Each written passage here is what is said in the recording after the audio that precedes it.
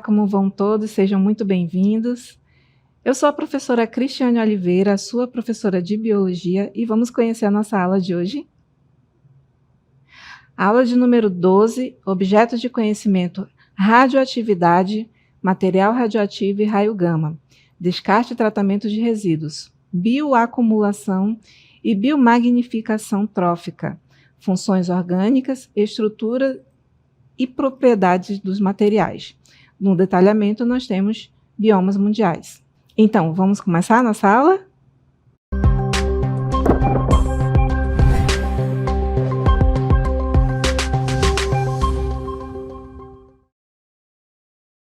Olá, gente. A biologia aí é o estudo da vida, né?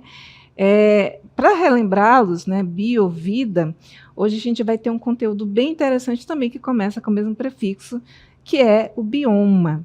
Então, nós vamos entender um pouquinho o que é esse termo dentro da terminologia e depois a gente se situa nele dentro de todo um ambiente natural, onde nós vamos exemplificar de várias formas.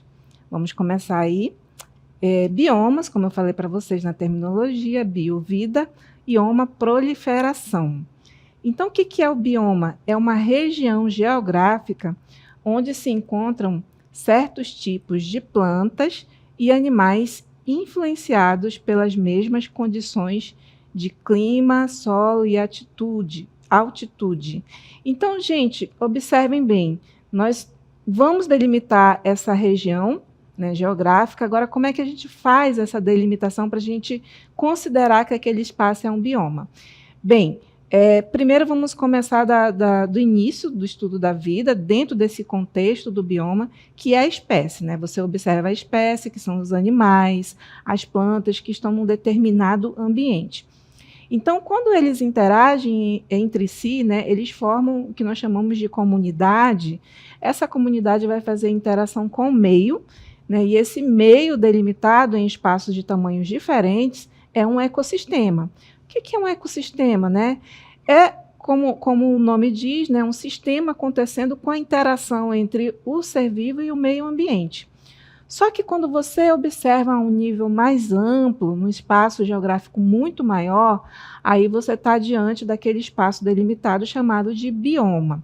Então, agora, para a gente entender bem, nós vamos ver na aula de hoje os biomas, os principais biomas mundiais e suas características. Vamos começar aí mostrando esse mapa, né, o mapa mundi.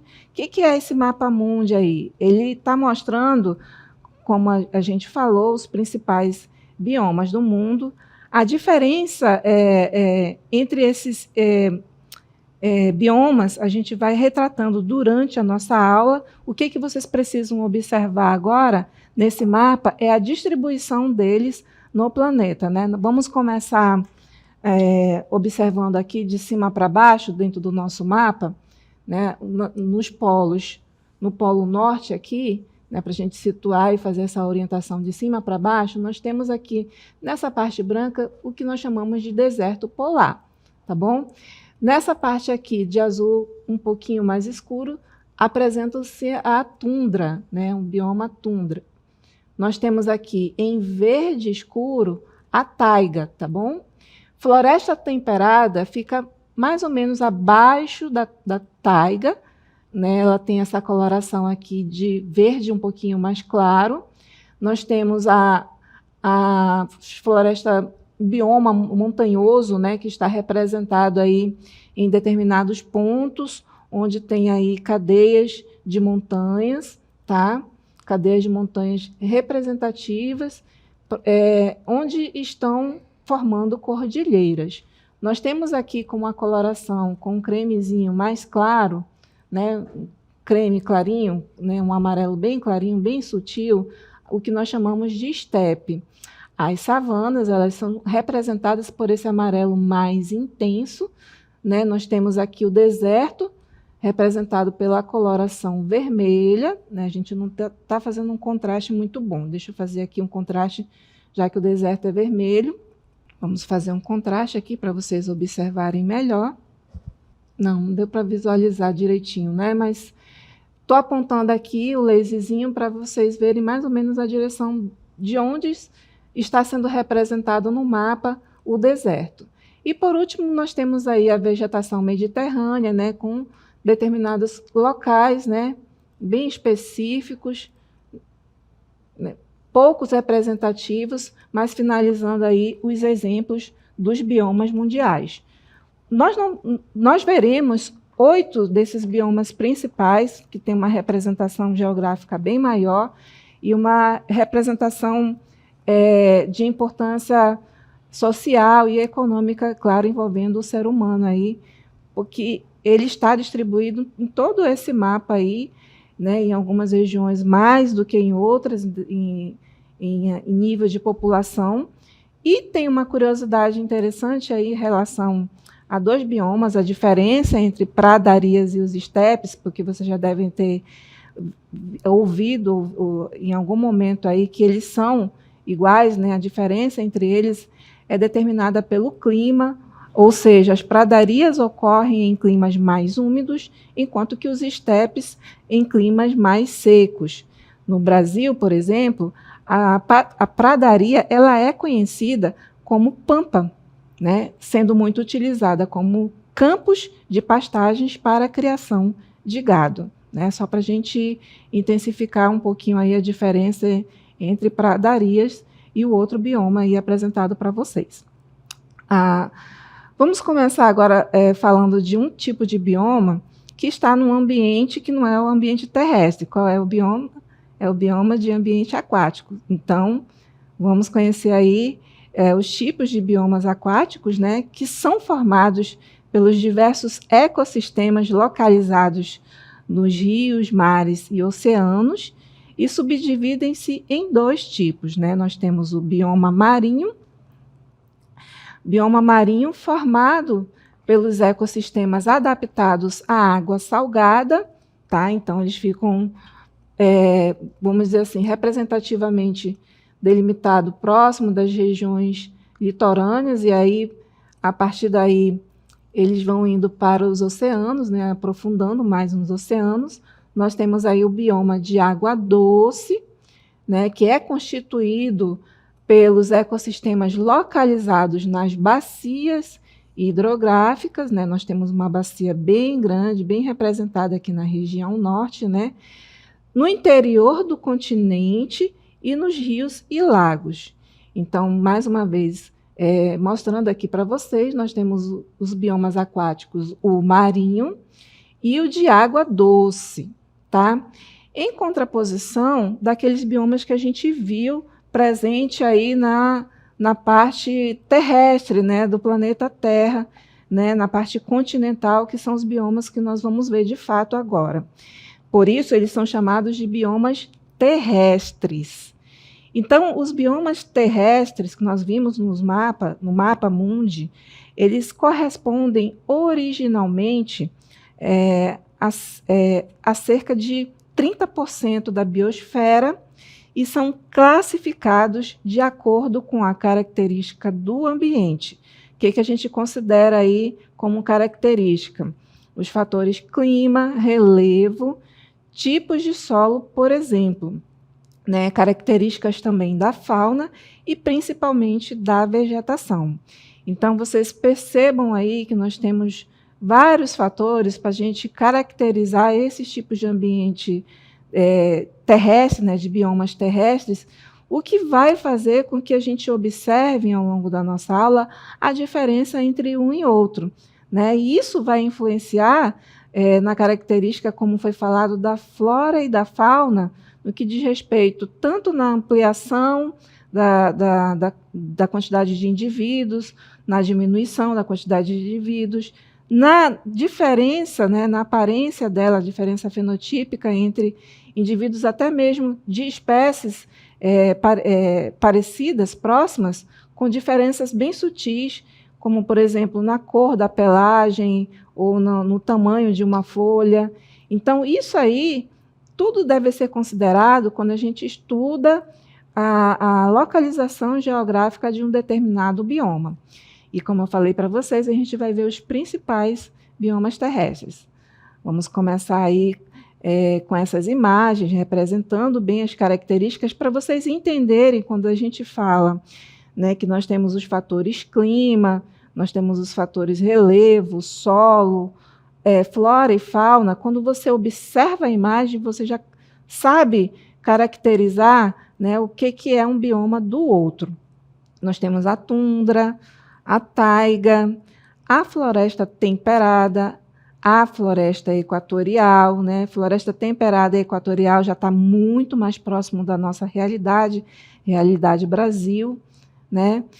Nós temos ainda a floresta tropical, essa sim tem uma representação bem grande aqui no nosso país, né? Temos aí as savanas, a pradaria, né? Que foi falado aí que no Brasil é chamado de pampa, e também temos o deserto. Então, a gente vai conhecer as características de cada um desses que foi citado agora, a começar pela tundra. Então, gente, a tundra, ela fica muito próxima aí do polo ártico, né? Nós temos uma representação bem sutil em alguns pontos, né? É uma zona muito fria, um ambiente muito inóspito. Nós não temos uma distribuição de população de seres humanos assim ampla, porque o ser humano ele pode se adaptar a esse ambiente, mas não são todas as pessoas, né, que podem se acostumar a eles, né?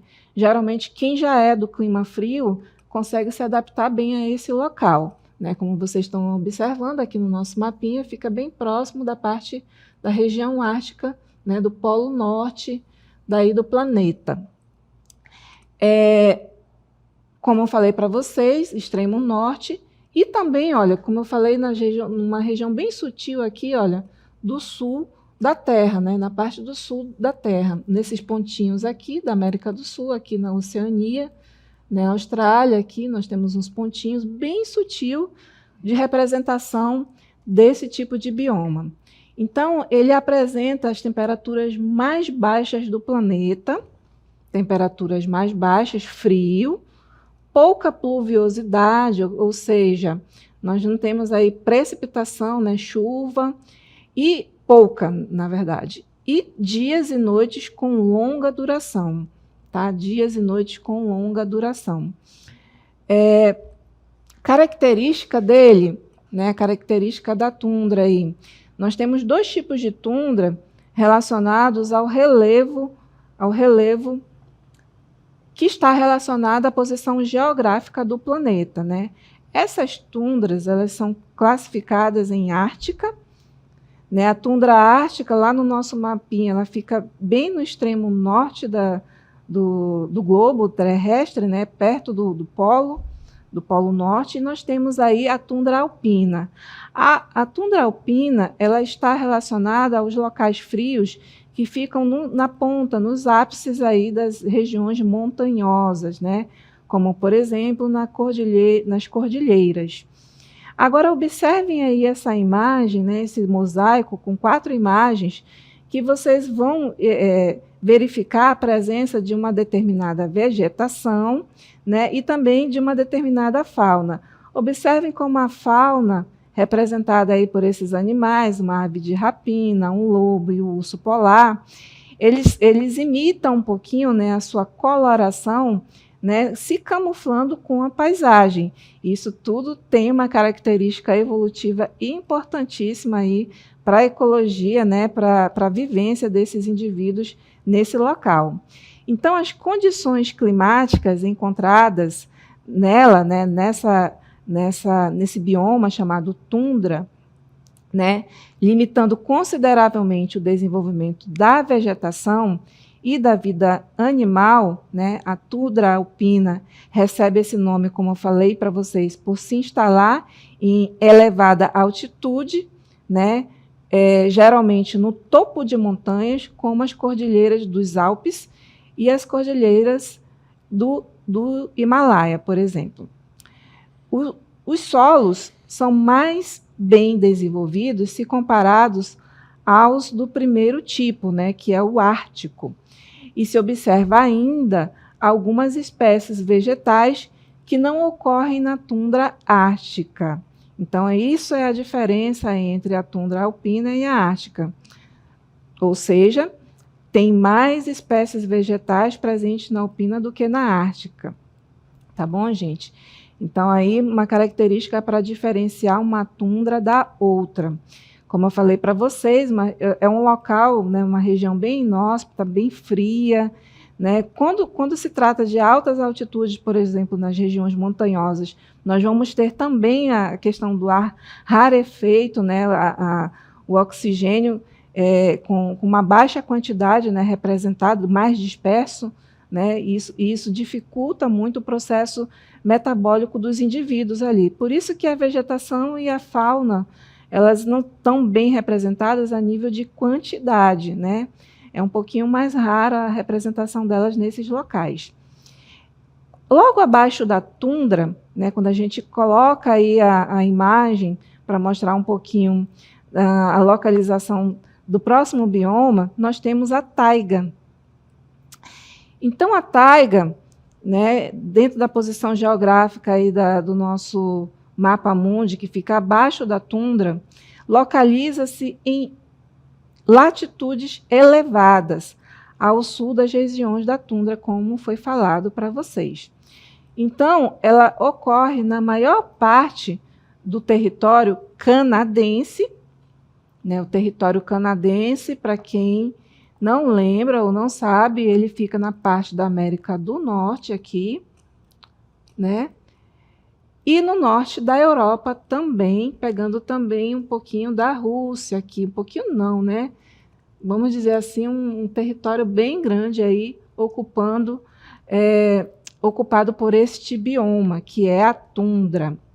Então, a tundra, vocês já podem imaginar que ela está numa posição geográfica não tão quente, né? Ela está logo abaixo aliás, a taiga está logo abaixo da tundra, né? Quer dizer que ela ainda tem um pouquinho de características, né, que pela influência de estar próximo da outra região, né? Inclusive tem regiões de transição onde você pode confundir o ambiente de taiga e tundra, né, pela proximidade delas, né, nessa região limite entre um bioma e outro, ou seja, é um local também frio, mas pela posição geográfica dela, né, ela vai estar com a temperatura um pouquinho mais elevada, né, tornando possível, por exemplo, a proliferação da vida nesse local. Então, nós vamos ter um bioma com uma diversidade já um pouquinho maior, né, de fauna e flora. Né? Qual é a característica da taiga? Característica da taiga, né, ocorre, como eu falei para vocês, em maior parte na região norte, né, as características dela recebe também o nome de floresta boreal ou a floresta de coníferas, o que se deve à sua cobertura vegetal, que está composta por árvores como cipestres, pinheiros e abetos, né? Então, é neste local aí, né, que comumente nós chamamos de floresta de coníferas, né? Representada por um determinado grupo de flora. Ainda, né, falando sobre biomas mundiais, nós temos aí o que nós chamamos de floresta temperada. Então, essa floresta temperada ela já é um pouquinho mais conhecida visualmente, né? Você já pode observar uma vegetação mais verde, né? A formação de uma liteira, ou seja, ela origina-se nas zonas temperadas e ocorre principalmente nos países da América do Norte, Europa e alguns países da Ásia. Então, em virtude da existência das 4 estações bem evidentes, né, nessas áreas, né, são bem definidas essas 4 estações. A vegetação é abundante e diversificada, né, na medida que a temperatura aumenta, é possível a proliferação da vida, possuindo espécies de diversos tamanhos também, né? As árvores elas apresentam uma textura grossa, né, casca grossa, as folhas elas apresentam uma textura também mais grossa, largas, né, que caem durante o outono e brotam na primavera. Então, nós temos aí uma característica bem evidente das estações, das 4 estações do ano, nessas regiões de floresta temperada, né? Temos também o que nós chamamos de bioma de floresta equatorial, né? Esse ambiente já parece bem mais familiar dentro da realidade de onde nós vivemos, né? Quando eu falo de Brasil, país continental, né? Ele vai abranger uma certa característica desse tipo de bioma, né? Que está localizado em zonas tropicais, bem próximo à linha do Equador, não em cima da linha, próximo a ela, com um clima muito úmido e quente e pouca amplitude térmica, né? Pouca amplitude e uma variação, né? Pouca variação térmica, né? Com uma certa estabilidade, não tem uma variação muito alta, como a gente vê aí nas florestas temperadas, por exemplo, né? Onde nós vamos ter uma variação, uma representação bem grande das 4 estações, como nós vimos anteriormente. Aqui não, né? As 4 estações elas estão representadas de forma mais amena, né? Vamos dizer assim. Vemos também uma grande diversidade de flora, e onde tem diversidade de flora, também tem diversidade de fauna, né? Mas, com uma característica muito próxima da floresta equatorial, nós temos aí a floresta tropical. Então, a floresta tropical ela está localizada em áreas de clima tropical, principalmente próximo do litoral, tá? Essas formações vegetais que vocês estão vendo aí são tipicamente associadas ao elevado número de espécies nativas e ao grande volume de precipitações anuais, precipitações chuvas, tá, gente? Então, ela recebe muita umidade e possui uma vegetação densa, com vários estratos, né, ou seja, tamanhos diferentes, né, de vegetação, e grande biodiversidade, a qual também se estende aos animais, sendo o bioma rico, né, em espécies, né. O nome florestas tropicais está relacionado à localização delas justamente na zona climática tropical do planeta e entre as linhas imaginárias dos trópicos de Câncer e Capricórnio. Por isso o nome floresta tropical, né? Para a gente não esquecer aí porque essa terminologia. Temos também um bioma chamado savana, que localiza-se entre áreas de florestas tropicais, em regiões de climas áridos ou semiáridos, nas zonas tropicais, havendo a predominância de uma estação úmida, né, representada pelo verão, e outra seca, representada pelo inverno. Então, temos 2 estações bem definidas, né, aí nas savanas. Esse tipo de vegetação que vocês estão observando aí é comumente adaptado ao período de estiagem e ao fogo também. Estiagem quer dizer com pouca chuva, tá? Com seca, com pouca umidade, né? E a fauna das savanas é muito diversificada, com a presença de diversas espécies, né, representadas por grandes mamíferos, herbívoros, insetos e aves, por exemplo, né? Nós vemos muito a representação das savanas, por exemplo, na África, né? As savanas famosas da África, onde nós temos aí a representação do rinoceronte, do elefante, né? Desses mamíferos de grande porte. Temos também o bioma chamado pradarias, ou campos, né? Encontrados em áreas de clima subtropical e em planícies também. Eles estão, né, nos Estados Unidos, no sul do Brasil e algumas regiões da Ásia, tá? Então, pradaria, né, ou também conhecido como estepes também, dependendo da região, do local, como eu falei para vocês, tem uma grande representação aqui no Brasil. Eles são comumente utilizados como campos de pastagem, como vocês estão vendo aí na imagem. Tem uma vegetação um pouco mais rasteira, né, com uma grande representação de gramíneas, que vão servir como alimento aí dentro da dieta bovina. tá bom? Isso aí é uma característica desses campos aí, ou chamados de pradarias ou estepes também.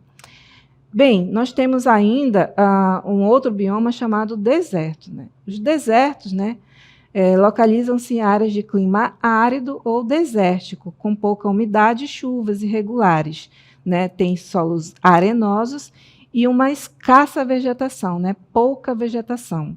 Então, se tem pouca vegetação,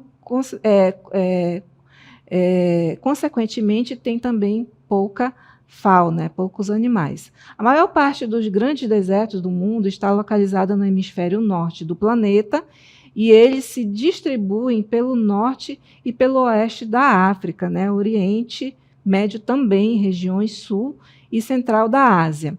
E também na parcela oeste da América do Norte, né? Quando analisamos o hemisfério sul, os desertos estão situados também no oeste da América do Sul, na parcela meridional do continente africano e em grande parte da Oceania, predominantemente na Austrália.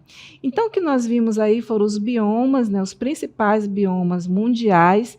Eu queria agora que vocês se atentassem aí para um vídeo que traz informações e curiosidades importantes relacionadas a esses biomas. Vamos ver agora? Olá, alunos! Eu me chamo Wilson do Nascimento, eu sou professor do componente de Geografia e hoje eu vou falar um pouco sobre os biomas do mundo e a importância desses biomas para a conservação dos ecossistemas. Começo essa fala definindo para vocês o que é um bioma e a gente pode entender bioma como sendo uma porção do espaço geográfico que apresenta características físicas semelhantes, tais como clima, relevo, vegetação, hidrografia, geologia e solo. Esses fatores combinados, eles atuam para a formação de uma paisagem única e de uma fauna e uma flora muito específica, formando os biomas, certo? Bem, nós temos no mundo diversos biomas e eu vou citar aqui para vocês os principais biomas, pelo menos na minha concepção. A gente tem as florestas tropicais, e aí eu dou um exemplo do bioma amazônico e da Mata Atlântica. Temos os desertos, que se configuram também como importantes biomas. Temos as savanas, temos as florestas temperadas, temos a taiga, que é o bioma mais extenso do mundo, tá? E ele também pode ser denominado de florestas coníferas. Temos a tundra, que é um outro bioma importante, localizado em latitudes mais elevadas. Esses biomas, eles têm sofrido muito com a ação humana, em especial as ações relacionadas à atividade industrial, à agricultura, à pecuária e o extrativismo, que tem provocado danos significativos nos biomas de uma forma geral. E esses biomas, eles são importantes para a dinâmica climática, por exemplo, do planeta em uma escala local, regional e global. É o caso, por exemplo, do bioma amazônico, que é de suma importância para a dinâmica climática global, e eu vou dar dois motivos que explicam essa importância. Primeiro, a Amazônia é considerada uma região que produz umidade para outras regiões através dos rios voadores, que são formados ali a partir do processo de evapotranspiração da vegetação e evaporação das águas superficiais e subterrâneas, que vão para a atmosfera e são deslocadas pela circulação atmosférica e vão precipitar em outras regiões do Brasil e também da América do Sul. Outra importância do bioma amazônico para a dinâmica climática global é o fato da Amazônia ser considerada um sumidouro de carbono. Então a floresta ela sequestra CO2 da atmosfera terrestre e através do processo de fotossíntese ela sequestra mais carbono do que libera mais carbono para a atmosfera. Isso faz dessa região muito importante para a redução do aquecimento global e, consequentemente, das mudanças climáticas. Se a floresta for destruída, a gente vai ter o agravamento desse fenômeno, tanto do aquecimento global, como também a intensificação das chamadas mudanças climáticas. Espero ter contribuído com os estudos de vocês e até uma próxima oportunidade. Tchau, tchau. Fiquem bem. Obrigada, professor Wilson, pela sua relevante contribuição. Então, esse momento fecha aí a importância dos biomas, do estudo dele e a interação dele com o ser humano. Espero que vocês tenham gostado da nossa aula e até a próxima.